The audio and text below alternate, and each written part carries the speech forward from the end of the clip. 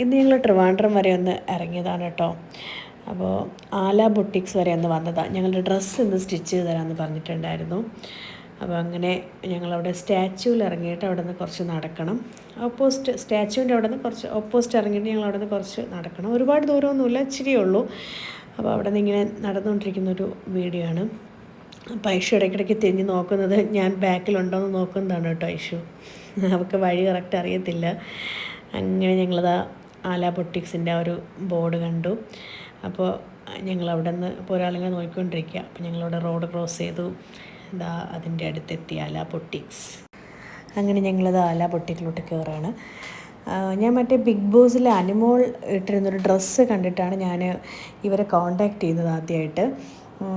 അത് ഒരു grape wine ഒരു ചുരിദാറായിരുന്നു. അപ്പോൾ എനിക്ക് ഭയങ്കരമായിട്ട് ഇഷ്ടപ്പെട്ടു. ബിഗ് ബോസിലത് കണ്ടപ്പോഴേ എനിക്ക് ഭയങ്കരമായിട്ട്, ഞാൻ അപ്പോഴേ നോട്ട് ചെയ്ത് വെച്ചിരുന്നൊരു ഡ്രസ്സായിരുന്നു.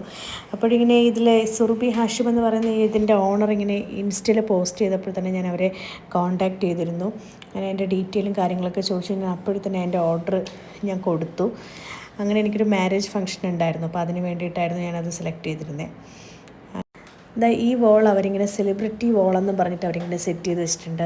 അതിൽ ഒത്തിരിയും നല്ല നമുക്കിഷ്ടപ്പെട്ട ഒരുപാട് സെലിബ്രിറ്റീസൊക്കെ ഡ്രസ്സ് ഇങ്ങനെ സ്റ്റിച്ച് ചെയ്ത കുറേ ഫോട്ടോസ് ഇങ്ങനെ അവർ ചെയ്തിട്ടുണ്ട്. അത് കാണാൻ നല്ല ഭംഗിയാണ് കേട്ടോ. കാരണം ആ ഡ്രസ്സിൻ്റെ ഭംഗിയും അവരിട്ടിരിക്കുന്ന ആ ഒരു ഭംഗിയും ഒക്കെ നല്ല രസമുണ്ട് കാണാൻ. അങ്ങനെ അത് ഐഷു ഇവിടെ അതിൻ്റെ അടുത്തിരിക്കുകയാണ്. അപ്പോൾ എൻ്റെ ഡ്രസ്സിന് വരുമ്പോൾ എങ്ങനെയാണെന്ന് അറിയാം.